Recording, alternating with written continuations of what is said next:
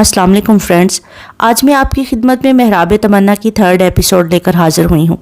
تو آئیے چلتے ہیں اپنے ناول کی طرف۔ فون بند کر کے اسفندیار نے اپنے سامنے دلہن کے روپ میں سجی سنوری نمرا ہاشمی کو دیکھا، جس کی آنکھیں اس وقت شدت گریہ سے سرخ اور سوجی ہوئی تھی، ناک اور گال بھی لال ہو رہے تھے۔ افسوس کہ ہمارا گھرانہ فرسودہ روایات پر جان دینے والوں میں سے ہے۔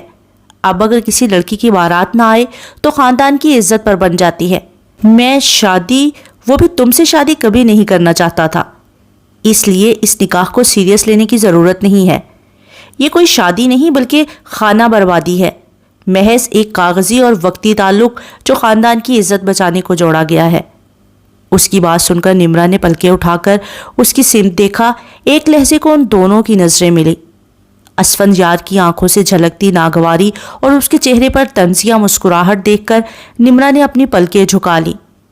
وقت بھی کتنا ظالم اور بے رحم ہوتا ہے کہ انسان اس کے ہاتھوں اتنا مجبور ہو جاتا ہے کہ اس کے ہاتھ پیر بند جاتے ہیں۔ یہی تو نمرا ہاشمی کے ساتھ ہوا تھا، وہ بھی وقت کے ہاتھوں مجبور ہو گئی تھی، ورنہ اسفندیار سے نکاح تو دور کی بات، کوئی رشتہ تک نہ رکھتی۔ مراقبے سے نکلو اور اوپر جا کر اپنی شکل گم کرو۔ اسفندیار کی بات سن کر وہ سوچوں سے نکلی اور ایک تلخ نظر اس پر ڈالی۔ مجھے بھی آپ جیسے انسان سے تعلق بنانے کا، رشتہ جوڑنے کا کوئی شوق، کوئی خواہش نہیں ہے۔ درست کہا آپ نے کہ یہ نکاح صرف ایک کاغذی کارروائی ہے جو وقت آنے پر ختم ہو جائے گا۔ اس بات کو آپ بھی یاد رکھیے گا۔ نمرا نے خود کو مضبوط کرتے ہوئے اسے جواب دیا اور اپنی بھاری میکسی کو سنبھالتی ہوئی اس بڑے سے گول کمرے کو دیکھنے لگی۔ وہ یہاں پہلی بار آئی تھی، اس کی سمجھ نہیں آ رہا تھا کہ اس انجان جگہ پر کدھر جا کر اپنی شکل گم کرے۔ رحمت بابا، اسفندیار نے اسے اجنبی نظروں سے ماحول کو دیکھتے ہوئے دیکھ کر اونچی آواز لگائی۔ جی سائیں۔ 60 سالہ باریش رحمت بابا اندر داخل ہوئے، جو اس فارم ہاؤس کے انچارج تھے۔ رحمت بابا، آپ انہیں اوپر لے جا کر کسی بھی کمرے میں ٹھہرا دیں، اسفندیار نے رحمت بابا سے کہا تو انہوں نے حیرت سے دلہن بنی لڑکی کو دیکھا۔ یہ اسفندیار کا پرائیویٹ فارم ہاؤس تھا، یہاں اس کے دوست آتے تھے، سیاسی پارٹیاں ہوتی تھیں، کبھی کبھار لڑکیاں بھی آتی تھیں، مگر یہ لڑکی تو بہت الگ تھی۔ کئی سوال ان کے دل میں اٹھے پر وہ خاموشی سے انہیں اندر ہی دبا گئے۔ آئیں بی بی جی، انہوں نے نرمی سے نمرا کو اپنے ساتھ آنے کا کہا تو وہ دھیرے سے آگے بڑھی۔ اسے ایسا محسوس ہو رہا تھا کہ جیسے اس کے اعصاب پر کوئی بھاری سل سی رکھ دی گئی ہو۔ صبح اس نے ناشتے میں صرف جوس پیا تھا اور اب بھوک اور اوپر سے اسفندیار کے ساتھ ایک چھت میں رہنے کا خوف سے کمزور کر رہا تھا۔ اس کا گلابی چہرہ اس وقت خطرناک حد تک زرد پڑ چکا تھا، ہتھیلیوں میں نمی ابھر آئی تھی، پیشانی پر بھی پسینے کی بوندیں چمکنے لگی تھی۔ وہ بمشکل 2 قدم ہی آگے بڑھی تھی کہ بڑی بری طرح لڑکھڑائی اس کی آنکھوں کے گرد اندھیرا سا چھا گیا تھا کہ یہ سب جو ہو رہا تھا اس نازک سی پھولوں سے لڑکی کے لیے بہت زیادہ تھا۔ وہ گرنے کو تھی کہ اگر اسفندیار اسے تیزی سے آگے بڑھ کر تھام نہ لیتا تو وہ زمین بوس ہو چکی ہوتی۔ وہ بے ہوش ہو کر اس کی باہوں میں جھول گئی تھی۔ کیا مصیبت ہے، اس نے بڑبڑاتے ہوئے اس کو اپنے مضبوط بازوؤں میں اٹھایا اور گول طرز پر بنی فینسی سیڑھیاں چڑھتا ہوا اسے اوپر لے آیا۔ سائیں، یہاں؟ رحمت بابا نے ایک کمرہ کھولا۔ اسفند نے کمرے کے اندر داخل ہو کر نمرا کو بیڈ پر لٹایا۔ رحمت بابا، فریج سے ٹھنڈا پانی لائیں۔ اس نے پانی منگوایا اور پھر بستر پر اس کے نزدیک 2 زانوں ہو کر گلاس سے مٹھی بھر پانی اس کے چہرے پر چھینٹے مارے، پر سب بے سود رہا اور وہ اسی حالت میں بے ہوش پڑی تھی۔ ڈاکٹر کو کال کریں، اس نے اگلا حکم دیا اور رحمت بابا کے جانے کے بعد اس نے نمرا کو دیکھا۔ گلابی رنگت چہرہ اس وقت زرد تھا، سیاہ گھنگور سی کانچ سی چمکتی آنکھیں بند سیاہ گھنیری پلکوں کے پہرے میں چھپی ہوئی تھیں، دوپٹہ بے ترتیب پڑا تھا۔ اس دلکش دلربا سے وجود کو یوں بے پردہ اپنے سامنے دیکھ کر اسفندیار کے اندر ایک قیامت برپا ہوئی، اور ایک وہ تھی جو اس وقت اس کے گرم جذبوں سے بھرپور نگاہوں سے بے خبر بے ہوش تھی۔ اس کے چہرے کو چومتی لٹیں اسفند کی نظروں میں آئیں اور وہ سب بھول کر بے اختیار سے اپنا ہاتھ بڑھا کر اس کے چہرے پر بکھری لٹوں کو دور کرنے لگا تھا، مگر ہاتھ نزدیک لے جا کر تھم سا گیا اور پھر سختی سے لب بھینجتا ہوا مٹھی بنا کر ہاتھ کو نمرا کے چہرے سے دور کر لیا۔ وہ کسی بھی صورت اپنے جذبات سے مغلوب نہیں ہونا چاہتا تھا۔ پیچھے ہٹ کر وہ کھڑا ہوا، پھر اس نے بستر کی پائنتین پہ رکھا لحاف اٹھا کر نمرہ ہاشمی کے وجود پر ڈالا اور خود آرام کرسی لکڑی کی جھولنے والی فینسی چیئر پر بیٹھ کر جھولتے ہوئے نمرہ کو دیکھنے لگا۔ اس کے ماتھے پر شکنیں نمایاں تھی، جبڑے اتنی سختی سے بھینچے ہوئے تھے کہ جو لائن صاف نظر آ رہی تھی۔ آدھے گھنٹے بعد رحمت بابا پڑوس والے فارم ہاؤس سے، جو اسفند کے فارم ہاؤس سے خاصی مسافت پر تھا، ڈاکٹر صاحب کو لے کر آئے، جنہوں نے نمرہ کی نبض اور بلڈ پریشر چیک کر کے اسے شدید قسم کی اعصابی کمزوری کا شکار بتا کر کچھ دوائیں لکھ کر دیں۔ یخ! وہ اجنبی اٹھ کر واش روم کی طرف بھاگا تھا۔ الٹی کر کے منہ صاف کرنے کے بعد اچھی طرح سے کلی کر کے وہ باہر نکلا، جہاں ماروی منہ پھلائے بیٹھی ہوئی اس کا انتظار کر رہی تھی۔ اغوا کنندہ، کچھ کرو، مجھے بہت بھوک لگ رہی ہے، ماروی نے اسے دیکھتے ہی مسکینیت سے کہا۔ دیکھو باجی، ہمارے پاس 2 گھنٹے کا مارجن تھا، ادھر آرام سے رک کر فریش ہونے اور کھانا کھانے کا، اب وقت نہیں ہے، اٹھو ہمیں آگے جانا ہے۔ وہ جلدی جلدی اپنا بیگ سمیٹ کر بند کر رہا تھا۔ باجی! ماروی کا تو سانس ہی حلق میں اٹک گیا۔ سنو اغوا کنندہ، تمہیں تھوڑی سی بھی شرم نہیں ہے کیا؟ ماروی کی بھرائی ہوئی آواز سن کر وہ بیگ کی زپ بند کر کے سیدھا ہوا اور آنکھوں میں الجھن لیے اپنے سامنے کھڑی ماروی کو دیکھا۔ کیا ہوا؟ آپ کو گھر یاد آ رہا ہے کیا؟ وہ نرمی سے سوال کر رہا تھا۔ اس کی بات سن کر ماروی نے نفی میں سر ہلایا۔ تو پھر؟ مجھے نہیں پتا تھا کہ لڑکوں کو بھی کم عمر بننے کا شوق ہوتا ہوگا۔ دیکھو خود کو، بانس کی طرح لمبے ہو، مجھ سے 4-6 سال تو تم بڑے ہی ہوں گے۔ مگر کیا میں نے تمہیں کبھی انکل کہا؟ وہ شکوہ کر رہی تھی۔ انکل؟ اس اجنبی نے صدمے سے ماروی کو دیکھا، پھر ڈریسنگ مرر کے سامنے کھڑا ہو کر خود کو آئینے میں اچھی طرح سے دیکھنے لگا۔ آپ کو میں کس اینگل سے انکل لگتا ہوں؟ اس نے اچھی طرح سے اپنا معائنہ کرنے کے بعد ماروی سے نروٹھے انداز میں پوچھا۔ تم نے مجھے باجی کہا؟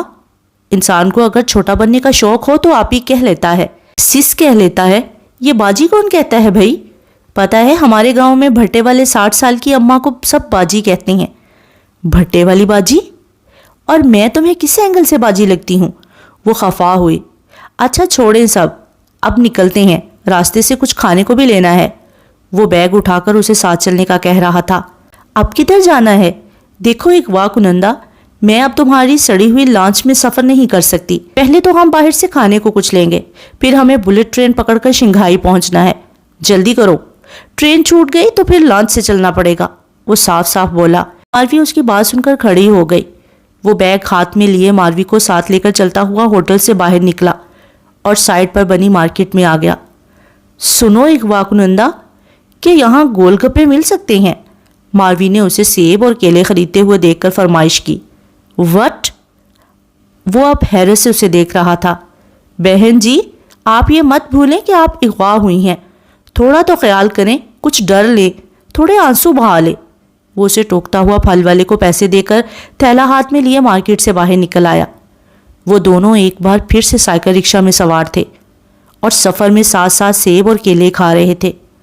ٹرین اسٹیشن پر پہنچ کر وہ اپنے مطلوبہ اسپاٹ پر پہنچا، جدید صاف ستھرا اسٹیشن۔ کیا آپ جانتی ہیں کہ دنیا میں سب سے بڑا تیز رفتار ٹرین نیٹ ورک چین میں ہے، اور اب آپ ایک جدید ترین ٹرین میں سفر کرنے والی ہیں؟ ماروی کو بچوں کی طرح اشتیاق سے ٹرین اسٹیشن دیکھتے ہوئے دیکھ کر وہ بولا۔ نہیں، میں تو کبھی اپنے گاؤں سے باہر ہی نہیں گئی، پہلی بار شہر آئی تھی، مگر تم نے اغوا کر لیا، اور اب آپ چائنا میں ہیں، انجوائے کریں۔ وہ اس کی بات کاٹ کر مسکرایا۔ میری تو قسمت ہی خراب ہے، وہ افسردہ ہوئی۔ لوگ امریکہ جاتے ہیں، کینیڈا، آسٹریلیا جاتے ہیں، مگر میں چائنا۔ وہ افسردگی سے آس پاس چلتے ایک جیسی شکل کے چینیوں کو دیکھتی ہوئی بولی۔ قسمت پر پھر کبھی ڈسکس کریں گے، آ جائیں، پلیٹ فارم پر چلتے ہیں، اناؤنسمنٹ ہو گئی ہے۔ وہ اسے ساتھ لیے آگے بڑھ گیا۔ ٹرین میں سوار ہو کر وہ دونوں اگلے پڑاؤ کی طرف چل پڑے۔ شنگھائی پہنچ کر وہ اسے لے کر سیدھا برٹش ایمبیسی پہنچا۔ ہر نیم از سیدہ ماروی فائز شاہ، ڈاٹر آف مائی فادر سید فائز شاہ۔ اس نے اپنے بیگ سے ڈاکومنٹس نکال کر آفیسر کے سامنے رکھے، اور ماروی تو حق دق شوق سے اسے دیکھے جا رہی تھی۔ آپ کا نام؟ آفیسر نے اس اجنبی سے سوال کیا۔ سید حماد شاہ، اس نے سنجیدگی سے اپنا نام بتایا۔ آفیسرز پیپرز لے کر انہیں انتظار کرنے کا کہہ کر اندر چلا گیا تھا۔ ماروی آپی، حماد نے اسے پکارا جو آفس سے باہر نکلنے لگی تھی۔ سوری اگر آپ کو میری کوئی بات بری لگی ہو، وہ کانوں کو ہاتھ لگاتے ہوئے بولا۔ تم نے مجھے بتایا کیوں نہیں؟ کچھ وقفے کی خاموشی کے بعد ماروی کی آواز ابھری۔ آپ نے بھی تو کچھ پوچھا ہی نہیں، میں تو انتظار ہی کرتا رہ گیا کہ آپ مجھ سے کچھ پوچھیں گی۔ میں نے آپ کو کیوں اغوا کیا؟ پر یہ سب تو چھوڑیں، آپ نے تو مجھ سے میرا نام تک پوچھنے کی زحمت نہیں کی۔ وہ نرمی سے بولتا ہوا اس کے ہاتھ تھام گیا تھا۔ ماروی کو عمر نے کوٹ لکھپت میں قید کر دیا تھا، جیسے آپ کو گوٹھ میں قید کیا ہوا تھا۔ ضروری نہیں ہر ماروی اپنے مسیحا کا انتظار کرتے کرتے مر جائے۔ یاد رکھیں، ایک لڑکی کی زندگی میں ہیرو صرف اس کے باپ اور بھائی ہوتے ہیں۔ باپ، بھائی؟ ماروی کی آنکھوں میں آنسو اترے۔ 20 سال بعد آپ لوگوں کو یاد آیا ہے کہ کوئی ماروی بھی تھی؟ ماروی آپی، پلیز رونا مت۔ وہ نرمی سے اس کی آنکھیں صاف کرنے لگا تھا جب ماروی اس کا ہاتھ چھٹک کر پیچھے ہٹی۔ مجھے آپ کے بارے میں 2 سال پہلے پتا چلا، جب ڈیڈی کو ہارٹ اٹیک آیا تھا۔ وہ 4 دن ICU میں رہے اور نیم بے ہوشی میں آپ کی مدر سے باتیں کرتے رہے۔ ڈیڈی کی طبیعت بہتر ہوتے ہی ہم تینوں بھائیوں نے پروجیکٹ ماروی فائز شاہ شروع کیا، اور باقی کی تفصیلات آپ کو ڈیڈی بتائیں گے۔ آپ چلیں، آفیسر ویٹ کر رہا ہوگا۔ وہ اسے ساتھ لیے دوبارہ آفیسر کے پاس آیا۔ ماروی کا ویزا ریجیکٹ کر دیا گیا تھا، اب پلان B پر عمل کرنا تھا۔ شنگھائی میں موجود اپنے ڈیڈی کے دوست مسٹر وانگلی کے گھر پہنچ کر انہیں ساری سچویشن بتائی۔ ویسے بھی وہ سب جانتے تھے اور حکومت میں اچھے عہدے پر فائز تھے۔ ہمیں ان کی پیپر میرج کر کے انہیں کینیڈا بھیجنا ہوگا۔ وقت کم ہے، بیک ڈیٹ میں کورٹ پیپرز میرے پاس 10 دن پہلے ہی آ چکے تھے۔ تو ماروی سے سائن کروا لو، میں وٹنس سے ارینج کر کے لاتا ہوں۔ جس طرح خواب میرے ہو گئے ریزہ ریزہ، اس طرح نہ کبھی ٹوٹ کے بکھرے کوئی۔ وہ تھوڑا سا قسمت آئی جیسے کسی تکلیف میں ہو، پھر آہستہ آہستہ اس کی آنکھیں کھلی۔ سفید چھت پر اس کی نظر گئی اور وہ بالکل خالی دماغ تھی۔ کچھ لمحے لگے اور اسے سب یاد آتا چلا گیا۔ اسفند سے نکاح، زبردستی کی رخصتی، گاڑی میں لڑائی، اور پھر یہاں اس اجنبی جگہ لا کر اسفند کا اکھڑا انداز اور تضحیک آمیز الفاظ۔ اسے سب یاد آ گیا تھا کہ وہ کہاں اور کیوں تھی۔ وہ تھوڑا سا تکیہ کے سہارے اٹھی تھی۔ یہ ایک جہازی سائز بیڈ تھا۔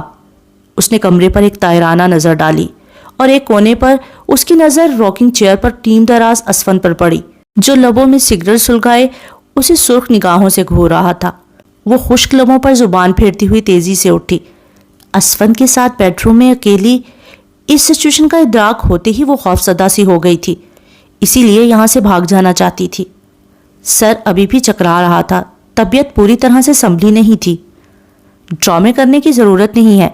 اسفند یار کی بھاری آواز ابھری تو وہ ٹھٹک کر اپنی جگہ جیسے جم سی گئی تھی۔ وہ اٹھا اور اس کے عین سامنے آ کر کھڑا ہو گیا۔ اس کی آنکھوں میں سرخ ڈورے اور ماتھے کی شکنیں دیکھ کر وہ متوحش ہو گئی تھی۔ وہ اس کی آنکھوں میں خوف دیکھ کر اچانک سے پلٹا اور کمرے سے نکل کر رحمت بابا کو آواز دینے لگا۔ رحمت بابا؟ جی سائیں۔ وہ تیزی سے اوپر آئے۔ اسے ہوش آ گیا ہے، آپ اسے کچھ کھلا پلا دیں۔ وہ انہیں سنجیدگی سے حکم دیتا پلٹ کر نمرا ہاشمی کے کمرے کا دروازہ دھڑام سے بند کر کے وہاں سے چلا گیا تھا۔ دروازہ زور سے بند ہوا تھا کہ وہ اندر دہل گئی۔ بدتمیز، جنگلی کھڑوس انسان۔ نمرا نے اپنے دل پر ہاتھ رکھ کر اسے القاب سے نوازا۔ سید حماد شاہ 17 سال کا ایک خوبرو جوان، جو اپنی اٹھان اور باڈی بلڈنگ کے شوق کی وجہ سے خاصا ہینڈسم اور اپنی عمر سے تھوڑا بڑا ایک بھرپور مرد لگتا تھا۔ وہ اس وقت اپنی بہن ماروی فائز شاہ کے ساتھ چائنا میں موجود تھا۔ وہ 3 بھائی تھے۔ انہیں ہمیشہ ایک بہن کی خواہش رہی تھی، اور جب کچھ سال پہلے انہیں ماروی کے وجود کے بارے میں پتہ چلا تھا تو وہ شاکڈ ہو گئے تھے۔ کئی ہفتے تو اس انکشاف سے ہونے والی شوق سے باہر نکلنے میں لگے تھے کہ ان کی ماں زرتاز شاہ ان کے والد کی دوسری بیوی تھی، اور وہ ایک عدد سوتیلی بہن بھی رکھتے تھے۔ اس کے بعد ماروی فائز شاہ کی ساری معلومات حاصل کی۔ پھر خاندان والوں کا رویہ دیکھ کر ان تینوں کو احساس ہو گیا تھا کہ ماروی سے ملنا تو دور، اس کا نام لینے کی بھی اجازت نہیں تھی۔ انہیں اپنی بہن کے حالات جان کر بہت دکھ ہوا تھا۔ اسے آج بھی لندن کی وہ بھیگی ہوئی شام یاد تھی۔ لندن برج پر ہمیشہ کی طرح رش تھا، اور وہ تینوں بھائی ادھر ہیرا قائم شاہ اور ندا قائم شاہ کے ساتھ موجود موسم سے لطف اٹھاتے ہوئے تفریح منا رہے تھے۔ حماد شاہ کو اپنی کزن ندا قائم شاہ بہت پسند آئی تھی۔ اس کی شوخ طبیعت، سنہری رنگت، بڑی بڑی بادامی آنکھیں۔ وہ سب سائڈ پر سبزے پر چادر بچھائے سنیکس اڑا رہے تھے جب ندا کو اپنا favourite Pakistani T V actor نظر آیا۔ ہیرا آپی، وہ دیکھو، اس کے پرجوش انداز پر سب نے مڑ کر دیکھا تھا۔ میں بس ابھی آئی، وہ تیزی سے اٹھی اور بھاگ کر اس مشہور ایکٹر کے سامنے جا کر کھڑی ہو گئی۔ بھاگنے سے اس کی سنہری رنگت میں سرخیاں سی گھل گئی تھی اور سانسیں دھوکنی کی طرح چلنے لگیں۔ یہ خوبصورت دل موہ لینے والا منظر نہ صرف وہ ایک ایکٹر بلکہ آس پاس سے گزرتے لوگوں نے بھی بڑی دلچسپی سے دیکھا تھا۔ اس وقت اس لمحے سید حماد شاہ کو اپنے اندر آگ سی لگتی ہوئی محسوس ہوئی تھی۔ وہ اٹھا تھا اور ایک جھٹکے سے ندا قائم شاہ کا ہاتھ پکڑ کر اسے گھسیٹتا ہوا واپس لے آیا تھا۔ حماد کے بچے، چھوڑو مجھے! وہ اپنی کلائی اس کی گرفت سے چھڑانے کی کوشش کرتی ہوئی چلائی تھی۔ حماد وہ سوچوں میں گم تھا۔ جب مسز وانگلی اس کے پاس آئیں تو وہ چونکا۔ آپ اپنی سسٹر کو سب سمجھا دو تاکہ نکاح کے وقت کوئی پریشانی نہ ہو۔ ان کی بات سن کر وہ اس بات میں سر ہلاتے ہوئے ماروی کے پاس آیا۔ وہ چپ چاپ صوفے پر بیٹھی ہوئی تھی۔ حماد اس کا بھائی تھا۔ یہ بات نہ جانے کیوں پر اس کی چھٹی حص اسے بار بار بتاتی رہی تھی کہ حماد کی شکل ان دونوں چھوٹوں سے بہت ملتی تھی۔ جب اس رات سب سے چھپ کر اسے کمرے میں ملنے آئے تھے اور کتنی محبت اور شوق سے ارحم اور احرام نے اس سے ڈھیر ساری ہلکی پھلکی باتیں کر کے اجنبیت کی دیوار کو گرایا تھا۔ وہ چپ چاپ چہرہ جھکائے بیٹھی ہوئی تھی۔ اس کا دل اس وقت دکھی تھا کہ وہ اتنے عرصے اتنے رشتوں کے ہوتے ہوئے بھی ایک محرومی والی زندگی گزارتی رہی تھی۔ اسے اچھوت کی طرح بڑھتا جا رہا تھا اور وہ سختی سے اپنے آپ کو رونے سے روک رہی تھی۔ آنکھیں اتنے کنٹرول کے بعد بھی نم تھیں۔ جب اپنے سر پر ہاتھ کے لمس کو محسوس کرتے ہوئے اس نے سر اٹھایا۔ ماروی آپی، اب آپ نے کبھی بھی رونا نہیں ہے کیونکہ آپ کے بھائی آپ کے لیے آپ کی ڈھال بنیں گے۔ میں جانتا ہوں کہ آپ کی اب تک کی زندگی بہت سی محرومیوں اور ناآسودگی میں گزری ہے، لیکن اب ایسا نہیں ہوگا۔ وہ اسے تسلی دے رہا تھا۔ اسے اپنے سامنے پا کر وہ دونوں ہتھیلیوں میں منہ چھپا کر پھوٹ پھوٹ کر رو پڑی۔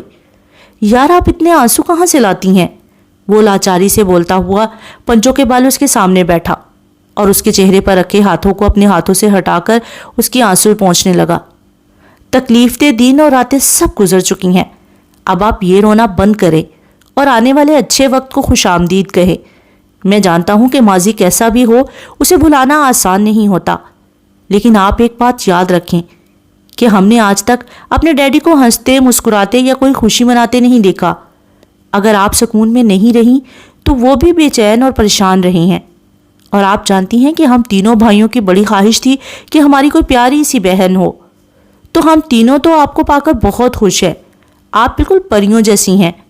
وہ بڑے پیار سے بات کرتا ہوا اس کے آنسوؤں کو صاف کر رہا تھا۔ کیا آپ تین جوان بھائیوں کو پا کر خوش نہیں ہیں؟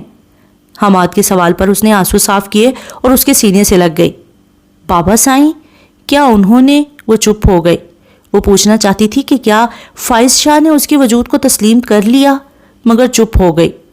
آج آپ نے بس کچھ دیر میں کورٹ میرج کے ڈاکومنٹس پر سائن کرنے ہیں، پھر ہم دونوں کینیڈین ایمبیسی چلے جائیں گے، جہاں آپ نے بتانا ہے کہ آپ کی شادی 3 سال پہلے ہوئی تھی، اور یوں ہمیں کینیڈا کا ویزا جلدی مل جائے گا، اور پھر آپ کینیڈا میں ہوں گی۔ اکیلی یا تم بھی آؤ گے؟ ماروی نے سوال کیا۔ آپ نے نئی زندگی شروع کرنی ہے، آگے پڑھنا ہے، اپنا کریئر بنانا ہے، جاب کرنی ہے۔ وہ اسے سمجھا رہا تھا۔ تو کیا یہ سب میں بابا سائیں اور تم بھائیوں کے ساتھ رہ کر نہیں کر سکتی؟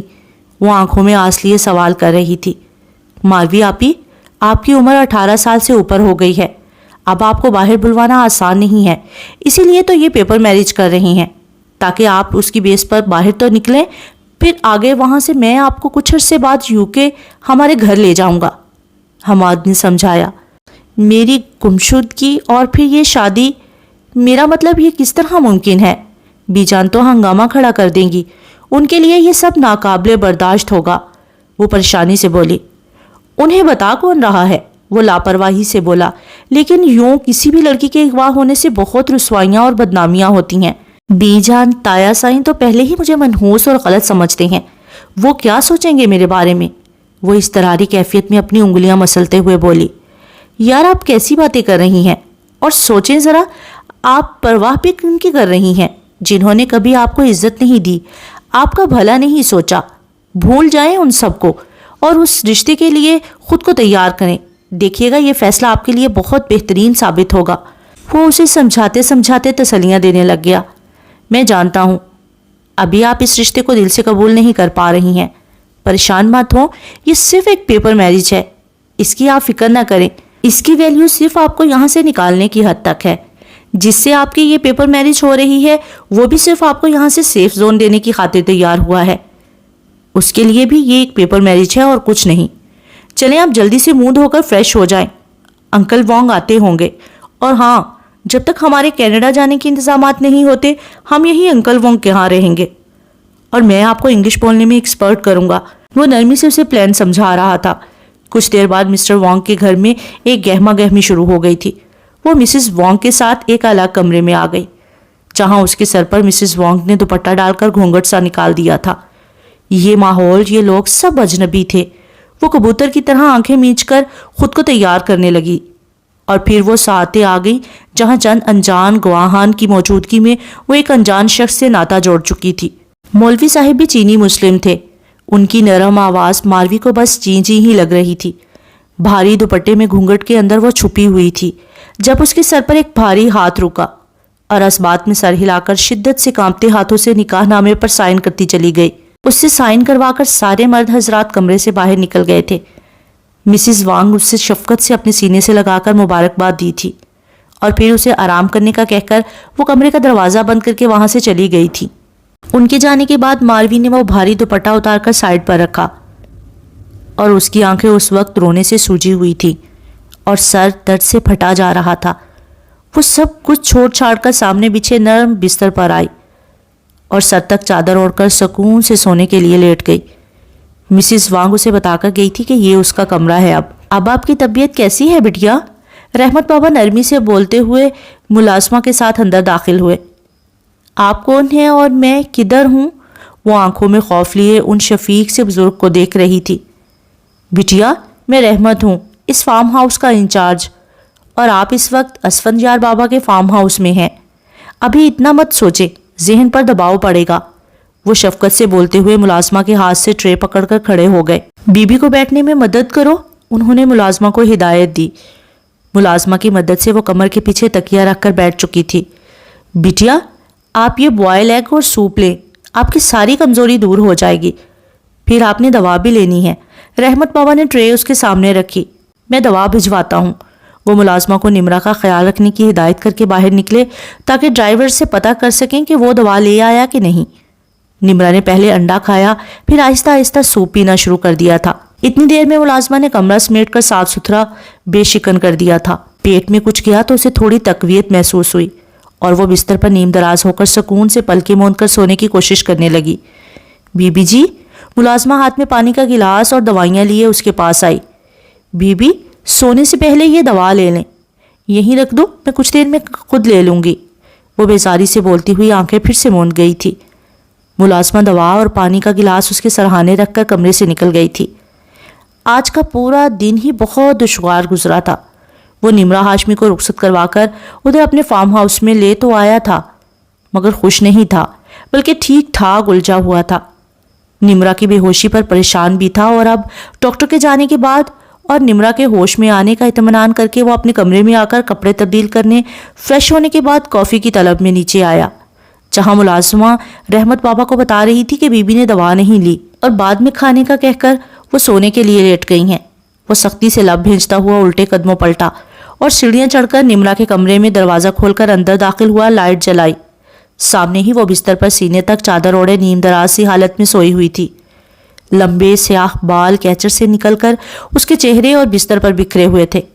وہ آگے بڑھا اور جھک کر اس کے چہرے پر بکھری لٹوں کو اپنی انگشت شہادت سے ہٹایا. وہی دلکش معصومیت سے بھرپور چہرہ اس کے سامنے تھا. میٹھا میٹھا سا میک اپ، اب بند آنکھیں اور ان پر پہرا دیتی گھنیری سیاہ پلکیں، مگر اس کا سفید گلابی رنگت والا دلکش چہرہ اس وقت زرد پڑا ہوا تھا. اسفندیار نے ایک گہری نظر اس کے وجود پر ڈالی. وہ اسے اس وقت حد درجہ کمزور اور زرد لگی تھی. اس نے تعصب سے اسے دیکھا. نمرا، نمرا اٹھو، اس نے آواز دی، پر وہ تو ہمیشہ کی طرح گھوڑے بیچ کر گہری نیند سوئی ہوئی تھی. نمرا، تانگ آ کر اس نے جھک کر اس کی ناک بند کی اور نتیجتاً وہ سانس رکنے پر فوری جاگی تھی. آپ؟ خود پر جھکے اسفندیار کو دیکھ کر وہ تیزی سے آنکھیں کھولتی ہوئی دور ہوئی اور بستر سے اتر کر کھڑی ہو گئی. عروسی میکسی میں بنا دوپٹے کے دلکش سراپا دیکھ کر اسفند نے اپنی نظریں ہٹا کر ملازمہ کو آواز دی. جی صاحب. नसीबन भागती हुई ऊपर कमरे में आई। बीबी को दवाएं अभी मेरे सामने दो, वो हुक्मिया लहजे में निम्रा को देखते हुए बोला, जो बौखलाई हुई सी इधर उधर अपना दुपट्टा तलाश कर रही थी। बिस्तर की दूसरी तरफ उसका भारी दुपट्टा गिरा हुआ था। उसने जल्दी से उठाकर खुद को दुपट्टे में छुपाया था। उसने उलझन भरी नजरों से उसकी ये सारी कार्रवाई नोट की थी और फिर पलटकर आराम से कुर्सी पर बैठ गया था। बीबी, आप ये दवाई ले लें। मुलाजमा ने चंद गोलियां और पानी का गिलास उसकी सिमत बढ़ाया तो वो बिला चूंछरा किए वो दवाइयां एक साथ ही निकल गई थी। उसकी दवाई खाते ही असफंद खड़ा हुआ। नसीबत, आज आप बीबी के साथ इधर ही रहें। वो उन्हें हिदायत देता कमरे से निकल गया था।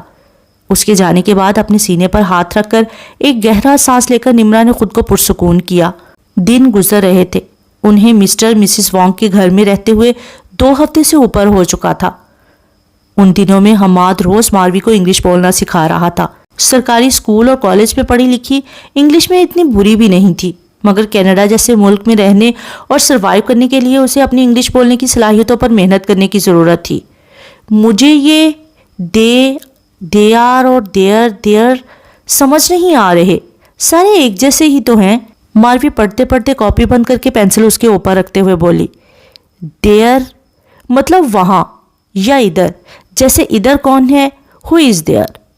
फिर देयर मतलब इनका, जैसे ये घर इनका है, इट्स देयर हाउस। और फिर दे आर मतलब वो, ये जमा है, जैसे कि वो लोग आ रही हैं, दे आर कमिंग। अब याद रखना, हमाद ने तहम्मुल से एक बार फिर समझाया।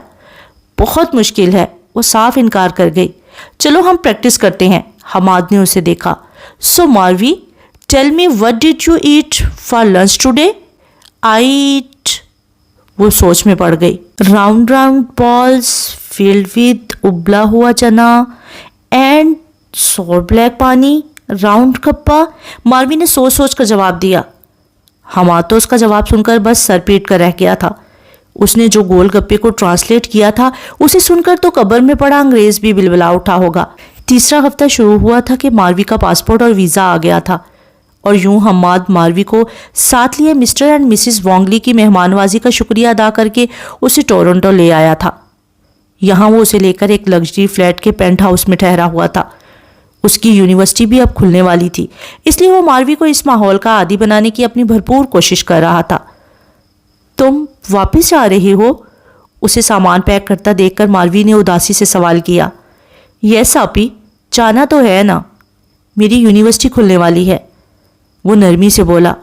मैं यहाँ अकेली, मुझे डर लगेगा हमाद। उसकी सब्ज आंखों में नमी उभरी। आपी, हमाद पैकिंग छोड़कर उसके पास बैठा। ये फ्लैट फुल सिक्योर है और अब तो आपकी जॉब भी लग चुकी है, तो दिन तो अच्छा मसरूफ गुजर जाया करेगा। मैंने एमा आंटी से कह दिया है, वो आपका ख्याल रखेंगी और फिर जैसे ही छुट्टियां होंगी अरहम, एहराज और मैं आपके पास आते जाते रहेंगे। वो रसान से उसे समझा रहा था। मारवी और हमाद को टोरंटो आए 1 माह से ऊपर हो चुका था। इस अरसे में वो मारवी को अच्छा खासा ट्रेंड कर चुका था। उसकी जॉब भी वो अपने रेफरेंस से लगवा चुका था और सुबह 8 बजे जॉब पर जाती और शाम 4 बजे वापस फ्लैट में होती। बाकी ग्रोसरी स्टोर वगैरह सब फ्लैट से वॉकिंग डिस्टेंस पर थे। मत जाओ, मारवी ने नामांकों से उसे रोकने की कोशिश की। आप एक मजबूत लड़की हैं मारवी, और लड़कियों को किसी से भी डरना नहीं चाहिए। खुद पर एतमाद करें, अपनी बाउंड्रीज में रहें और अपना करियर बनाएं। आप मेरी बहन हैं जो किसी से नहीं डरती और हम सब आपके साथ हैं। अगर आपको कोई भी मुश्किल हुई तो आजमा लीजिएगा। आपकी एक कॉल पर मैं इधर आपके पास मौजूद होऊंगा। उसने फिर से तसल्ली दी। साथ है पर पास तो नहीं ना? और लंदन क्या कोई कॉर्नर पर है जो आप एक कॉल पर आ जाएंगे? वो सपाट लहजे में बोलकर अपने कमरे में बंद हो गई थी। फिर हमाद के लाख बुलाने पर भी बाहर नहीं निकली और वो बेचारा उसे परेशान हाल में छोड़कर एयरपोर्ट रवाना हो गया था। वो दवा खाकर सो गई थी। उन गोलियों में शायद असाब को पुरसकून रखने के लिए नींद की दवा भी शामिल थी, वरना उसका तो सर ये सोच सोच कर ही फटा जा रहा था कि कहाँ वो आर्यान शाह की मनकूहा बनने वाली थी और यूं अचानक से उसकी जिंदगी में असफन यार आ गया और अब वो उसकी मनकूहा बनकर उसके फार्म हाउस में मौजूद थी। रात ढली, दिन निकला, पर वो दवाओं के जेरे असर सोती रही। दिन का न जाने कौन सा पहर था। जब उसकी आंख खुली तो वो गायब दिमागी से उठकर बैठी। پھر انجان کمرہ اور اس کے ماحول کو پہچانتے ہی وہ پھوٹ پھوٹ کر رونے لگی۔ یہ ڈپریشن کی انتہا تھی کہ ان حالات و واقعات نے اسے نڈھال سا کر کے رکھ دیا تھا۔ بی بی، ملازمہ اسے یوں روتا دیکھ کر گھبرائی اور پاس پڑے گلاس میں پانی بھرا۔ بی بی، یہ پانی پیجئے۔ وہ اسے پانی پلانے لگی تھی جب نمرا نے اس کے ہاتھ سے پانی کا گلاس پکڑ کر اسے زور سے فرش پر پھینکا۔ بی بی، نصیبن اس کا وحشت سے بھرا روپ دیکھ کر گھبرا گئی کہ وہ نہ چپ ہو رہی تھی اور نہ ہی نصیبن کو اپنے نزدیک آنے دے رہی تھی۔ اس کی یہ حالت دیکھ کر نصیبن گھبرا کر کمرے سے نکلی تاکہ رحمت بابا سے کہہ کر ڈاکٹر کو بلوا سکے۔ رحمت بابا، ڈاکٹر کو فون کرو، بی بی پاگل ہو رہی ہیں۔ وہ پھولی ہوئی سانس کے ساتھ نیچے آ کر تیزی سے بولی تو ناشتہ کرتا اسفندیار ٹھٹک گیا اور چائے کا کپ میز پر رکھ کر کرسی کھسکا کر کھڑا ہوا۔ میں دیکھتا ہوں۔ وہ رحمت بابا کو وہیں رکنے کا کہہ کر اوپر نمرا کے کمرے میں آیا جہاں وہ کمرے کے وسط میں کھڑی تھی، اور ذرا سی دیر میں اس نے کمرے کا نقشہ الٹ پلٹ کر دیا تھا۔ چادر، تکیے، ڈریسنگ ٹیبل پر رکھے پرفیومز سب زمین پر بچھے قالین پر پڑے ہوئے تھے۔ اسفند کو دیکھتے ہی نمرا نے ہاتھ میں پکڑی آخری پرفیوم کی شیشی بھی نیچے پھینکی اور خود تیزی سے کمرے سے باہر نکلنے لگی۔ کہاں؟ اسفند یار اس کے عین سامنے سیسا پلائی دیوار بن کر کھڑا ہو گیا۔ راستہ چھوڑیں؟ وہ ہرائی۔ کیوں؟ اسفند نے اطمینان سے سوال کیا۔ میں نے کہا نا میرا راستہ چھوڑو، مجھے یہاں نہیں رہنا، جانے دو مجھے۔ دوپٹے سے بے نیاز بکھرے سلکی بالوں کے ساتھ وہ اس کے سامنے کھڑی تھی۔ کہاں جاؤ گی؟ اب تمہارے لیے کوئی روزن کوئی دستہ نہیں ہے، اسفند یار نے درستگی سے جواب دیا۔ مجھے اپنی اماں سائیں بابا سائیں کے پاس جانا ہے، وہ بچوں کی طرح ضدی انداز میں بولی۔ وہ تو بس اسے دیکھے چلا جا رہا تھا۔ آج سے پہلے وہ کبھی بھی اس کے سامنے یوں بنا دوپٹے کے نہیں آئی تھی۔ ان کی فیملی میں پردے کا خیال رکھا جاتا تھا۔ اسے 2 سال پہلے کی وہ بارش بڑی شدت سے یاد آئی جب اس نے نمرا کے بھیگے وجود سے نظریں چرا کر اپنے جذبات کو تھپک تھپک کر سلایا تھا، لیکن اب وہ بڑے استحقاق سے اس کے نازک وجود کے دلکش اسرار بھرے خدوخال کو دیکھ رہا تھا۔ راستہ چھوڑیں؟ وہ پھر سے چلاتی ہوئی اس کے نزدیک آئی اور اس کے چوڑے سینے پر اپنے حنائی ہاتھ رکھ کر اسے دھکا دینے کی کوشش کی تو وہ ہوش میں آیا۔ آرام سے، وہ اس کے ہاتھ کو اپنی گرفت میں لیتا ہوا سکون سے بولا۔ چھوڑے مجھے، آپ کو سمجھ نہیں آ رہی؟ میں نے جانا ہے بابا سائیں کے پاس، مجھے آپ جیسے انسان کے ساتھ نہیں رہنا۔ وہ چلائی تو اسفند نے سختی سے اس کی کلائی تھام کر اسے اندر کمرے میں پڑے بستر پر دھکیل کر دروازہ بند کیا۔ تمہاری بھلائی اسی میں ہے کہ سب کو بھول جاؤ، اب یہاں سے تمہارا جنازہ ہی نکلے گا، وہ سرد لہجے میں بولا۔ میں یہاں نہیں رہنے والی، میں آپ پر حب سے بے جگہ کیس کروں گی، نمرا نے دھمکی دی تو وہ طنزیہ انداز میں ہنسا۔ شوق سے کرنا، ابھی اٹھو اور یہ جو پھیلاوا کیا ہے اسے فوری سمیٹو، اسفند نے کوفت سے کمرے کو دیکھتے ہوئے حکم دیا۔ نہیں کروں گی، وہ ٹھٹائی سے بولی۔ اوکے تو پھر، وہ اسے کلائی سے پکڑ کر کھینچتا ہوا اپنے مد مقابل کھڑا کر گیا تھا۔ اب ان دونوں کے درمیان کوئی فاصلہ نہیں تھا، اتنی نزدیکی پر نمرا کے حواس کام کرنا چھوڑ گئے تھے۔ اسفند نے ہلکے سے اسے ایک اور جھٹکا دیا اور وہ اس کے وسیع سینے سے ٹکرائی تھی اور بس یہیں اس کے اعصاب جواب دے گئے اور وہ اسفند یار کی باہوں میں جھول کر بے ہوش ہو گئی تھی۔ اسفند نے کوفت سے اپنے بازوؤں میں موجود اس کے بے ہوش وجود کو دیکھا، پھر اسے اٹھا کر بستر پر پٹخنے کے سے انداز میں لیٹانے کے بعد اس کے نازک خدوخال سے نظر چراتے ہوئے اس پر نیچے قالین پر پڑا کمفرٹر اٹھا کر ڈالنے کے بعد نصیبن کو آواز دی۔ جی صاحب، وہ تیزی سے حاضر ہوئی۔ کمرہ صاف کریں اور بی بی کا خیال رکھیں، انہیں ایک پل بھی اکیلا مت چھوڑیں۔ وہ نصیبن کو ہدایات دے کر کمرے سے ہی نکل گیا تھا۔ شام کو وہ تیار ہو کر اپنے کمرے سے نکلا، ارادہ نعمان ہاشمی کے پاس حاضری لگوانے کا تھا کہ ان کے اور چچا سائیں کے فون پر فون آئے چلے جا رہے تھے۔ رحمت بابا اور نصیبن بوا کو ہدایات دے کر وہ اپنے کروفر والے انداز میں ڈرائیور کو بڑی حویلی چلنے کا حکم دے کر جیپ میں پیچھے بیٹھ گیا تھا۔ حویلی پہنچ کر اس کا سامنا نعمان ہاشمی سے ہوا، جو اسے یوں نکسک سے تیار اکیلا آتے دیکھ کر بڑی مشکل سے اپنا غصہ ضبط کر رہے تھے۔ نمرا کہاں ہے؟ انہوں نے سوال کیا۔ کہیں بھی ہوں، آپ کو اس سے کوئی مطلب نہیں ہونا چاہیے، اسفند یار نے سنجیدگی سے جواب دیا۔ اسفند یار، وہ بچی ہمارے گھر کی عزت، اس گھر کی بہو ہے، ایسے کیسے؟ آپ نے زبردستی اسے میری زندگی میں شامل کیا ہے، اور زبردستی جوڑے کے رشتوں کے انجام سے آپ ناواقف تو ہرگز نہیں ہوں گے۔ اسفند نے ان کی بات کاٹی۔ اسفند، تم اتنے ضدی تو کبھی نہ تھے، نعمان ہاشمی ضد ہو گئے۔ عزت سے بڑھ کر میرے لیے نہ پہلے کبھی کچھ تھا اور نہ ہی آج ہے۔ میں اوپر جا رہا ہوں, تھوڑی دیر آرام کروں گا.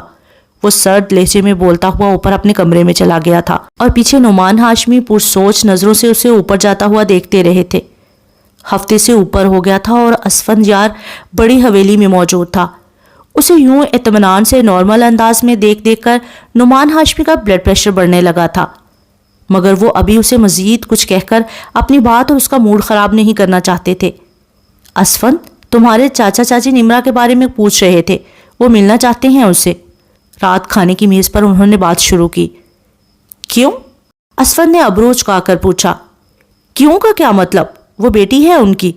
پھر جو معاملات ہوئے ہیں اس میں ان کی عزت داؤ پر لگی ہوئی تھی. اب اگر ان کی بیٹی یوں نکاح کے بعد غائب ہو جائے گی تو لوگ 1000 سوال پوچھیں گے. وہ سب کو برداشت تو نہیں کریں گے. میں نے ان سے ان کی بیٹی کا ہاتھ نہیں مانگا تھا, اور اب جب وہ اسے میرے گلے ہی ڈال چکے ہیں تو بہتر ہے اسے بھول جائیں. وہ خود سری سے بولا. اسفند بیٹا, اس کا گناہ اتنا بھی بڑا نہیں ہے کہ تم اسے معاف نہ کر سکو, اور اسے تکلیف پہنچا کر تم حقیقتاً خود کو تکلیف دے رہے ہو. نعمان ہاشمی نے تعصب سے اپنے سامنے بیٹھے اپنے کڑیل جوان بیٹے کو دیکھا جو ان کا غرور, ان کا فخر تھا. وقت بہت بڑا مرہم ہوتا ہے بابا سائیں, بس دعا کریں کہ یہ وقت کا مرہم مجھے راس آ جائے. وہ ناشتے کی میز پر آیا جہاں نعمان ہاشمی اخبار پھیلائے سرخیاں چیک کر رہے تھے. سلام بابا سائیں. وہ ان کے پاس ہی بیٹھ گیا. وعلیکم السلام. انہوں نے اینک اتار کر اخبار ایک طرف ڈالا. اسفند, تمہیں 2 ماہ ہونے والے ہیں, آخر اس بچی کو اکیلا کہاں چھوڑ آئے ہو؟ روز کا پوچھا جانے والا سوال انہوں نے دوبارہ دہرایا تھا. بابا سائیں, آپ یہ سوال پوچھتے پوچھتے تھکے نہیں؟ کیا چاہتے ہیں کہ میں بھی یہاں سے چلا جاؤں؟ وہ سرد لہجے میں بولا. پری کو لے آؤ اسفند. اگر تمہیں منظور نہیں ہے تو میں اس رشتے کو قائم رکھنے کے لیے تمہیں مجبور نہیں کروں گا. بس اسے واپس لے آؤ. میرا وعدہ ہے, اس کے بعد تم اپنے فیصلے کرنے میں آزاد ہوں گے. وہ تھکے تھکے لہجے میں بولے. بابا سائیں, وہ جہاں بھی ہے محفوظ ہے. اگر آپ کی یہ الیکشن کیمپین نہ ہوتی تو میں اسے اکیلا چھوڑ کر ادھر حویلی میں آ کر نہ بیٹھتا. اور رشتہ آپ نے جوڑا تھا. آپ جانتے ہیں کہ میں اپنی شرٹ کسی کو نہ دوں, اور یہ تو ایک جیتی جاگتی لڑکی ہے جس پر میرے نام کی مہر لگ چکی ہے. اب اسے ایسے ہی زندگی گزارنی ہوگی, سہاگن ہو کر بیواؤں والی زندگی. وہ آخر میں صفاق ہوا. اور تم, کیا تم بھی اس طرح زندگی گزارو گے اکیلے؟ انہوں نے تفہیمی نظروں سے اسے دیکھا. جب کوئی دل کو بھائی تو دوسری شادی کرنے میں دیر نہیں لگاؤں گا. وہ بے رحمی سے انہیں اپنے ارادوں سے آگاہ کر رہا تھا. بہت ضدی ہو تم اسفند, بہت ضدی. وہ تعصب سے کہتے ہوئے اٹھے. جو دل چاہے کرو, لیکن ایک بار اس کی بات اس کی ماں سے کروا دو. تمہاری چچی تڑپ رہی ہیں اس سے بات کرنے کے لیے. وہ بے بسی سے بولتے ہوئے کمرے سے نکل گئے. ان کے جانے کے بعد اسفندیار نے اپنے سامنے رکھی ناشتے کی ٹرے پیچھے کھسکائی اور فون اٹھا کر اپنے خاص ڈرائیور کو کال ملا کر گاڑی تیار کرنے کا حکم دیا کہ وہ اب فارم ہاؤس جانے کا موڈ بنا چکا تھا. اسے جاب کرتے ہوئے 2 ماہ ہو رہے تھے. ان مہینوں میں تقریباً ہر دوسرے دن اس کے تینوں بھائی اسے فون کرتے تھے, پر وہ سب سے ناراض, سب سے خفا تھی کہ انہوں نے اسے اس اکیلے انجان ملک میں تنہا چھوڑ دیا تھا.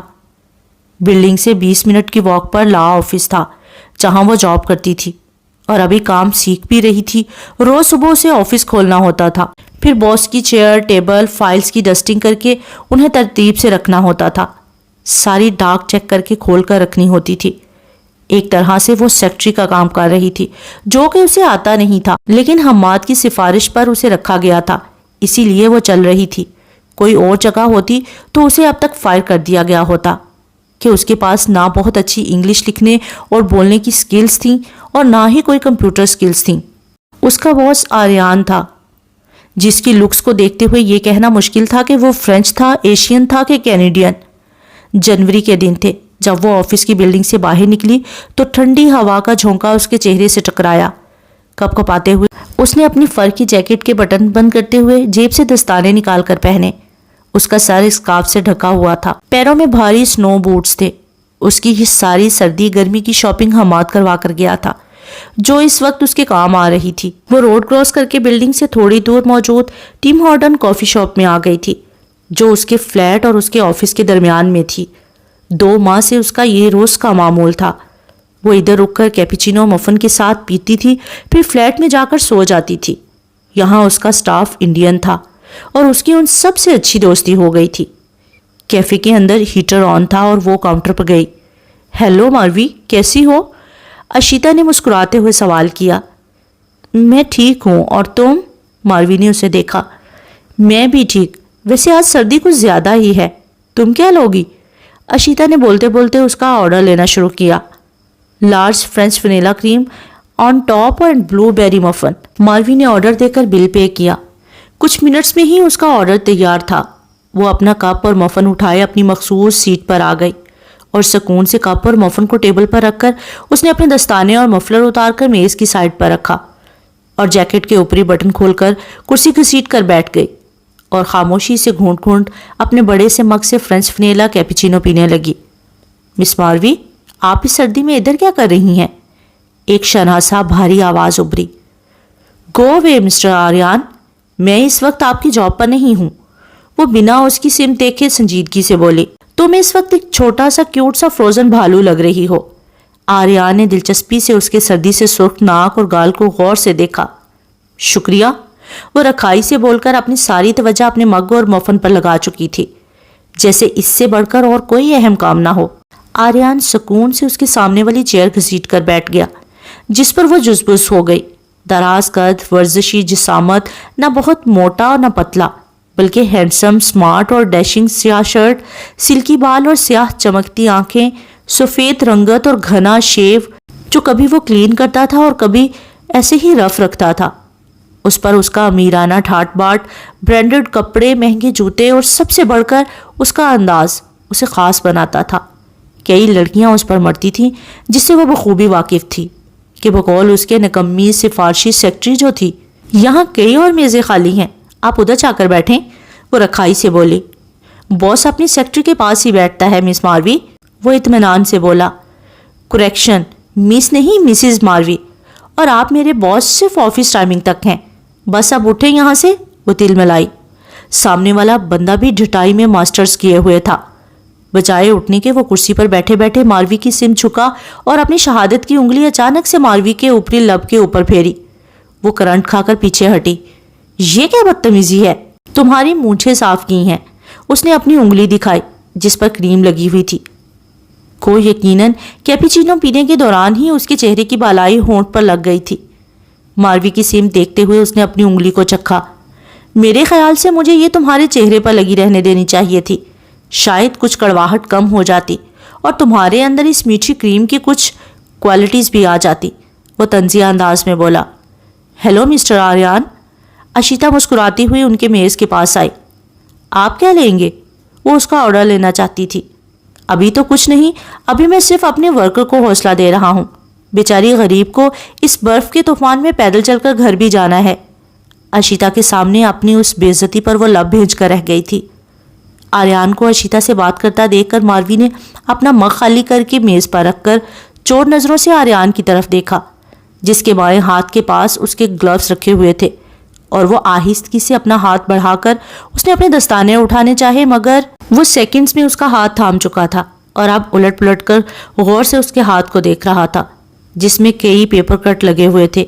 ناخن ترتیب سے تراشے ہوئے تھے لیکن ان میں سیاہی اور مارکر کے نشانات تھے۔ تم احتیاط سے انسانوں کی طرح کام کیوں نہیں کرتی مس ماروی؟ وہ اشیتا کو جانے کا اشارہ کر کے اب ماروی سے سنجیدگی سے سوال پوچھ رہا تھا۔ وہ بنا کچھ کہے اپنا ہاتھ اس کی دسترس سے نکالتی ہوئی اٹھی اور اپنا مفلر پہن کر منہ تقریباً آدھا ڈھکا اور دستانے پہننے لگی۔ کہو تو میں تمہیں لفٹ دے سکتا ہوں، اگر اس طوفان میں پھسل کر کہیں گر گرا گئی تو میرے آفس کی صفائی کون کرے گا؟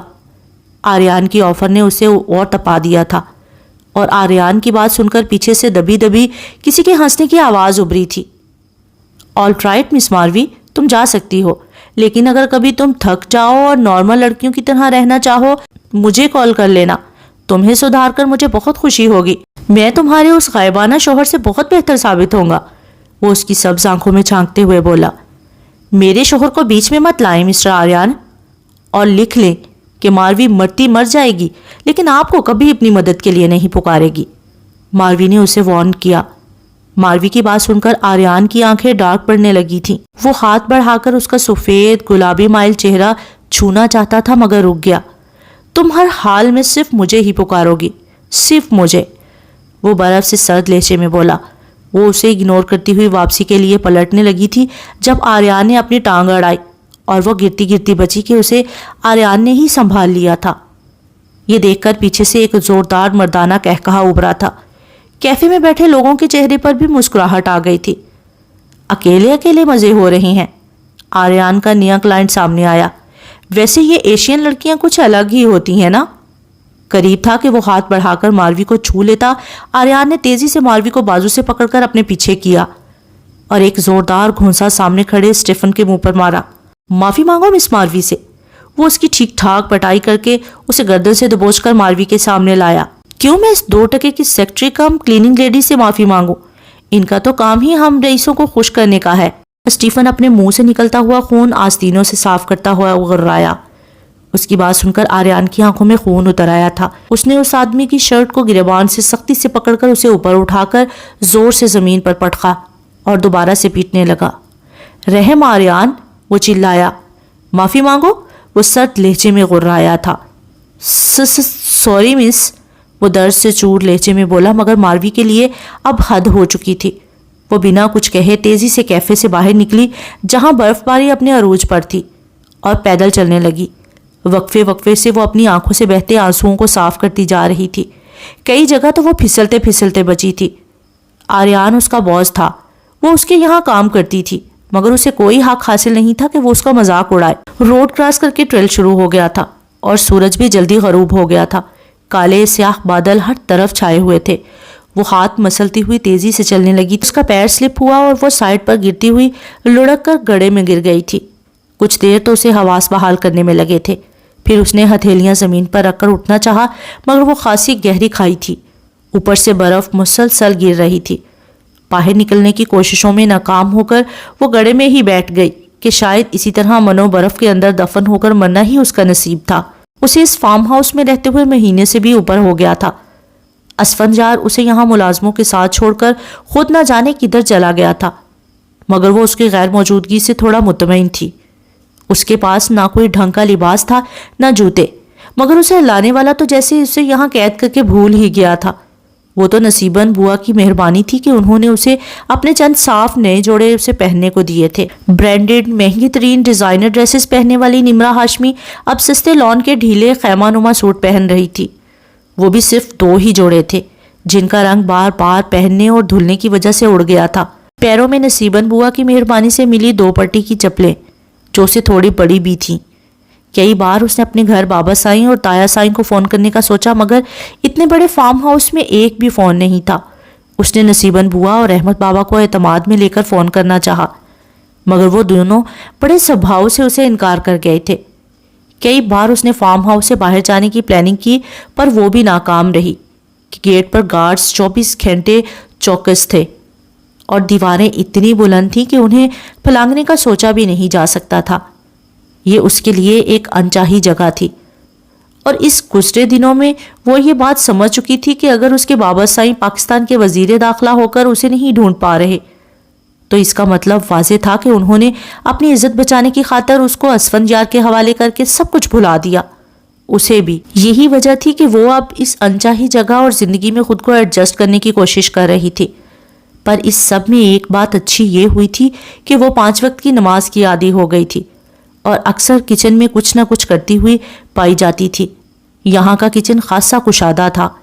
8 تو چولہے تھے اور ہر طرح کی جدید مشینری موجود تھی۔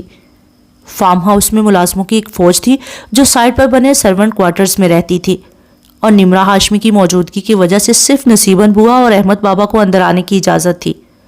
صفائی ستھرائی والے ملازمین سے رحمت بابا اپنی نگرانی میں کام کروا کر انہیں باہر بھیج دیتے تھے۔ تیری زیست میری ذات ہے، تیری ذات ہی میری حیات ہے، مجھے ایک سکون سا ملے فقط گر تیرے بام و در کو ثبات ہے۔ کچھ نئے جذبوں کی کومپلیں، کچھ گم گشتہ رشتوں کی آہٹیں مجھے بے طرح سے پکار لے۔ گر تیری آرزو کی بات ہے، میری نیند راتوں کی بے اثر، خواب آنکھوں سے دور ہے۔ میری تمناؤں کے محراب میں تیری گفتگو تیری ہی بات ہے۔ میرے جذبات کتنے ہی انکہے، ہر جذبے میں تجھ سے نبات ہے۔ میں وصل لمحوں کی تلاش میں، ہر پل بے خودی کی کاشت ہے۔ ایک محراب تمنا ہوں میں، تیرے ساتھ میں ہی نجات ہے۔ اندھیرے کے ساتھ ساتھ سردی کی شدت بھی بڑھتی چلی جا رہی تھی، اوپر سے برف بھی گڑھے میں بڑھنے لگی تھی۔ ماروی کے ہاتھ پیر سب سن ہونے لگے۔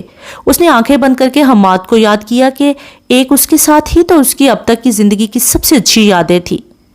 وہ لانچ کا سفر، اغوا کنندہ، ماروی کے لب مسکرائے، پھر چائنا کا سفر اور آخر میں کینیڈا۔ اسے یاد تھا کہ کس طرح اس نے ماروی کو اسکوائر ون مال میں لے جا کر ایک ایک چیز دلائی تھی، اور پھر جاب 2 ماہ پہلے۔ آخر ہم جا کدھر رہی ہیں؟ پیدل چلتے چلتے ماروی نے حماد سے سوال کیا۔ تمہاری جاب کا انتظام کرنے، وہ سکون سے بولا تھا۔ جاب؟ ماروی نے صدمے سے اسے دیکھا، جو لانگ کوٹ اور بوٹ میں خاصا ہینڈسم لگ رہا تھا۔ سنو، کیا تم مجھ سے اپنی اکلوتی بہن سے نوکری کرواؤ گے؟ وہ ٹھٹک کر چلتی چلتی رک چکی تھی۔ جاب کرنے میں کوئی برائی نہیں ہے ماروی آپی، ویسے بھی جب تک آپ کا نیا پاسپورٹ اور کینیڈین سٹیزن شپ نہیں آتی آپ کو ادھر ہی رہنا ہوگا، حماد نے سمجھایا۔ تو ادھر رہنے کے لیے جاب کرنا ضروری ہے کیا؟ کیا میں اتنی غریب ہوں کہ جاب کے بنا رہ نہیں سکتی؟ وہ بھرائے ہوئے لہجے میں بولی۔ آپ غریب نہیں ہیں، حماد کراہا۔ دل کیا کہ بتا دے کہ کروڑوں کی جائیداد تو اسے سید فائز شاہ سے ورثے میں ملنی ہے، اور وہ اس کا ہسبینڈ بھی رئیسوں میں سے ایک ہے، لیکن ماروی کا کوئی بھروسہ نہیں تھا۔ اگر وہ ابھی کے ابھی سارے پیسے مانگ لیتی تو وہ کہاں جاتا؟ غریب ہی تو ہوں جو تم مجھے نوکری پر لگوا رہی ہو۔ آپی، میں چلا جاؤں گا تو آپ اکیلی پورا دن گھر میں کیا کریں گی؟ وقت کاٹنا مشکل ہو جائے گا، اس لیے بہتر ہے کہ جاب کر لیں۔ صبح سے شام آپ بیزی رہیں گی اور رات تھک کر سو جائیں گی۔ تم سے کس نے کہا کہ مجھ سے وقت نہیں کٹے گا؟ میں کیبل دیکھوں گی، اتنے سارے کورین اور ترکی کے ڈرامے ہیں جو گوٹ میں بی جان کی وجہ سے چھپ چھپ کر دیکھتی تھی، وہ آرام سے دیکھوں گی۔ پھر موویز ہیں، میوزک شوز ہیں، اور وہ بگ باس کے سارے سیزن ہیں جو دیکھنے ہیں، اور تم مجھے جاب پر لگوا رہے ہو؟ وہ خفا ہوئی۔ آپ؟ حماد نے بیچارگی سے اسے دیکھا۔ یہاں گورنمنٹ صرف ان لوگوں کو سٹیزن شپ جلدی دیتی ہے جو کام کرتے ہیں، اس لیے آپ کو جاب پر لگوا رہا ہوں۔ حماد سوچ سمجھ کر بولا تھا۔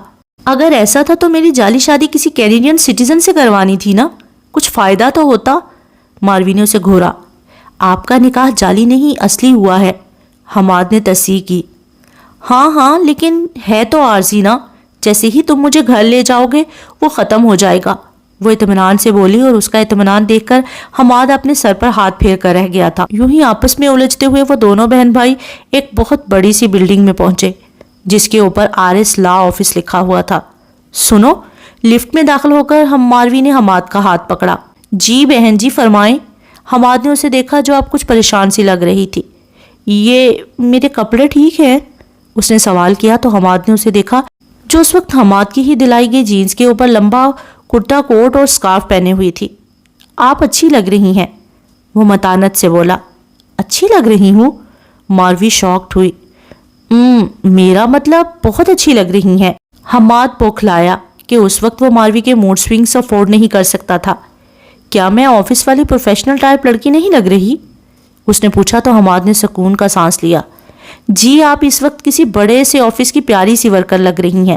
اب چلیں، CEO ہمارا انتظار کر رہے ہیں۔ حماد نے سکون سے جواب دیا۔ CEO؟ وہ کیا ہوتا ہے؟ ماروی کا اگلا سوال تیار تھا۔ تم بتاؤ، اتنے دن سے تمہیں انگلش سکھا رہا ہوں، اب اس کا مطلب تو تمہیں خود بتانا ہوگا۔ لفٹ رکی تھی۔ CEO یعنی؟ وہ رکی۔ Cheat every one. حماد اس کے جواب پر بس اسے دیکھ کر رہ گیا تھا۔ کاش یہ لڑکی اپنا یہ دماغ کسی اچھی جگہ لگا سکتی۔ جاب انٹرویو میں کیسے سوال ہوں گے اور مجھے یہاں کام کیا کرنا ہوگا؟ وہ اب سنجیدگی سے سوال کر رہی تھی۔ جو بھی سوال ہوں آپ بس ٹھیک ٹھیک جواب دیجیے گا اور پریشان مت ہوں، آپ کے بھائی کی سفارش ہے، یہ جاب تو آپ کی پکی ہے۔ وہ اسے لفٹ سے لے کر باہر نکلا اور ریسیپشن پر پہنچ کر اپنے آنے کی اطلاع اندر کروائی۔ سر آپ کو بلا رہی ہیں۔ سفید بلاؤز اسکرٹ میں ملبوس ایک کیوٹ سی انگریز لڑکی انہیں ساتھ لیے ایک بڑے سے آفس کے دروازے پر چھوڑ گئی۔ حماد ماروی کو لیے اندر داخل ہوا۔ سامنے ہی بڑے سے شیشے کے میز کے ایک طرف بمشکل 28 سال کا مردانہ وجاہت سے بھرپور، سیاہ ذہانت سے چمکتی ہوئی آنکھیں لیے ان دونوں کو دیکھ رہا تھا۔ Hello Aryan mister Aryan? بھاری مردانہ دلکش آواز ابھری۔ یس مسٹر آریان، سر یہ مسز ماروی ہیں، آپ کی پرسنل اسسٹنٹ کی جاب کے لیے ہم نے بات کی تھی۔ حماد نے اسے ماروی کی طرف دیکھتا پا کر تعارف کروایا۔ وہ جو پہلی بار اسے مل رہا تھا اس وقت آنکھوں میں بے پناہ چمک لیے اسے دیکھ رہا تھا۔ ماروی واقعی بہت خوبصورت اور الگ سی تھی۔ اس کی سبز چھیل سی آنکھیں اور گلابی رنگت، نازک نقوش کچھ بھی تو نظر انداز کرنے کے قابل نہیں تھا۔ آپ میرڈ ہیں؟ آریان شاہ نے سکون سے اپنے آگے رکھا پیپر ویٹ گھماتے ہوئے پہلا سوال کیا۔ جی، وہ جلدی سے بولی۔ آپ کے ہسبینڈ کا نام؟ دوسرا سوال بھی فوری داغا گیا۔ وہ، ماروی نے ہچکچاتے ہوئے کنکھیوں سے سائڈ پر بیٹھے حماد کو دیکھا۔ آپ کے ہسبینڈ کا نام کیا ہے مسز ماروی؟ آریان شاہ نے سوال دہرایا۔ مجھے نہیں پتا، وہ سادگی سے سچ بول گئی۔ وٹ؟ آپ یہ کہہ رہی ہیں کہ آپ شادی شدہ ہیں اور آپ کو آپ کے شوہر کا نام تک نہیں پتا؟ یہ کیسا مذاق ہے؟ آریان نے اسے گھورا۔ دیکھیں سر، چیٹ ایوری ون، میرے ہسبینڈ کہیں غائب ہو گئے ہیں، جب واپس آئیں گے آپ کو ان سے پوچھ کر بتا دوں گی، وہ اسے سمجھاتے ہوئے بولی۔ تم مجھے چیٹر کہہ رہی ہو؟ آریان شاہ تو چیٹ ایوری ون میں ہی اٹک گیا تھا۔ یہ مرتبہ تو اللہ نے آپ کو دیا ہے، میں تو بس، وہ اس کے آگے رکھی CEO کی تختی اٹھا کر اسے دکھاتی ہوئی بولی، جبکہ پیچھے سے حماد نے اپنے کانوں کو ہاتھ لگا کر آریان سے اشاروں میں معافی مانگی۔ آپ کو کیا کیا کام آتا ہے؟ آریان تھوڑا سیریس ہوا۔ جاب کا تو کوئی کام نہیں آتا، وہ شرمندگی سے بولی۔ تو پھر کون سا کام آتا ہے؟ اس نے ابرو اچکا کر اپنے سامنے بیٹھی بمشکل 20 سال کی لڑکی کو دیکھا۔ صفائی کرنی آتی ہے، میں کھانا بھی بہت اچھا بنا لیتی ہوں، اور وہ چپ ہو کر سوچنے لگی۔ کمپیوٹر استعمال کرنا آتا ہے؟ آریان نے سوال کیا۔ نہیں، لیکن میں کپڑے بہت اچھے سے پریس کرتی ہوں۔ فوری نفی میں اس نے بچوں کی طرح سر ہلاتے ہوئے اپنی ایک اور خوبی بیان کی۔ ہم یہاں کسی ماسی کی پوزیشن کا انٹرویو لے رہے ہیں کیا؟ آریان شاہ نے فرنچ میں بولتے ہوئے حماد کو گھورا، پھر ماروی کو دیکھا۔ پڑھنا لکھنا آتا ہے یا اس سے بھی آپ گئی گزری ہیں؟ آریان شاہ نے طنز کیا۔ جی، لکھنا پڑھنا آتا ہے، آلموسٹ گریجویٹ ہوں، وہ خفا ہوئی۔ یہ آلموسٹ گریجویٹ کیا ہوتا ہے؟ آریان نے اسے گھورا۔ بس فائنل کے امتحان رہتے ہیں، اگر میں اغوا نہ ہوتی تو آج کل اسی کی تیاری کر رہی ہوتی، ماروی نے تپ کر کہا، مگر حماد تیزی سے بات بدل گیا۔ آریان سر، آپ انہیں ایک موقع دے کر دیکھیں، یہ بہت فاسٹ لرنر ہے، جلدی کام سیکھ جائیں گی، حماد نے سفارش کی۔ ٹھیک ہے، یہ کل سے جاب پر آ سکتی ہیں۔ مس ماروی، آپ کل صبح 8 بجے آفس پہنچ جائے۔ اور مجھے کام کیا کرنا ہوگا؟ وہ خوش ہوئی۔ آپ میری اس روم کی کیئر ٹیکر ہوں گی، اس کی صفائی ستھرائی اور میرے میل کو ترتیب سے رکھنا آپ کا کام ہوگا۔ وہ اسے کام سمجھا رہا تھا۔ اور میری سیلری؟ ماروی نے فوری سوال کیا۔ اصولاً تو آپ کو کچھ آتا جاتا نہیں ہے، تو کام سیکھنے تک تو آپ کو کچھ نہیں دینا چاہیے، لیکن چونکہ آپ حماد کی سسٹر ہیں اس لیے آپ کو $15 فی گھنٹے کے حساب سے تنخواہ ملے گی۔ آریان شاہ نے اسے تنخواہ بتائی اور وہ دونوں بہن بھائی اسے خدا حافظ کہہ کر وہاں سے نکل آئے تھے۔ جتنے دن حماد کینیڈا میں رہا تھا وہی اسے آفس چھوڑتا اور پک کرتا تھا۔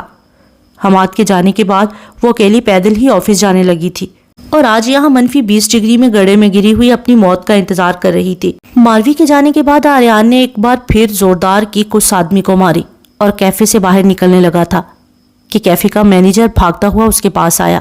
کیفے میں اس جھگڑے کے نتیجے میں جو ٹوٹ پھوٹ ہوئی تھی وہ اس کے لیے پریشان تھا۔ آریان واپس اندر گیا اور تخمینہ لگا کر اس نے بل پے کیا۔ اس سب میں اسے 20-25 منٹ لگے تھے۔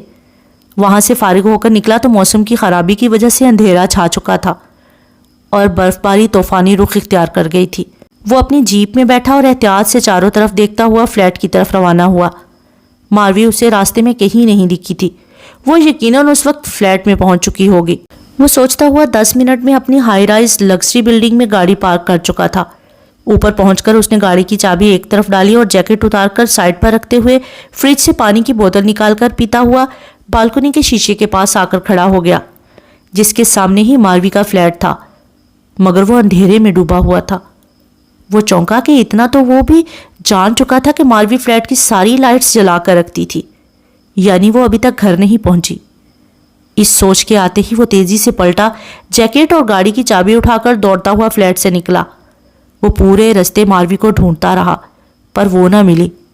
اس نے ٹریل کے نزدیک جیپ پارک کی اور خود اسی کچے شارٹ کٹ راستے پر چلنے لگا جس پر کبھی کبھی ماروی جاتی تھی۔ آگے اسے برف میں دبا بھیگا ہوا ماروی کا سکارف نظر آیا۔ وہ دوڑتا ہوا اس طرف آیا۔ یہ ایک کھائی تھی۔ ماروی، اس نے آواز لگائی، پھر تیزی سے ہاتھوں سے برف ہٹانے لگا۔ نیچے گھڑے میں سکڑی سمٹی برف سے سفید ہوئی ماروی نیم بے ہوش پڑی ہوئی تھی۔ وہ جمپ لگا کر کھائی میں کودا۔ ہے گرل، ہوش میں آؤ۔ اس نے ماروی کے سرد گال تھپ تھپائے، پھر اسے اٹھا کر اپنی جیپ پر لادا اور اچک کر کنارے پکڑ کر باہر نکل آیا۔ سردی کی شدت بڑھتی جا رہی تھی۔ وہ باہر نکل کر ماروی کو اپنی پیٹھ سے اتار کر گود میں لے کر سینے سے لگا کر تیزی سے چلتا ہوا اپنی گاڑی کی طرف چلنا شروع ہوا۔ اس نے اپنی پوری کوشش کی تھی کہ ماروی کو سردی سے بچا سکے۔ گاڑی کے نزدیک پہنچ کر اس نے نرمی سے ماروی کو فرنٹ سیٹ پر بٹھا کر دروازہ بند کیا اور خود ڈرائیونگ سیٹ پر آ کر اس نے گاڑی کا ہیٹر آن کیا۔ ماروی، ویک اپ گرل، اس کے ٹھنڈے یخ ہاتھ سہلا رہا تھا۔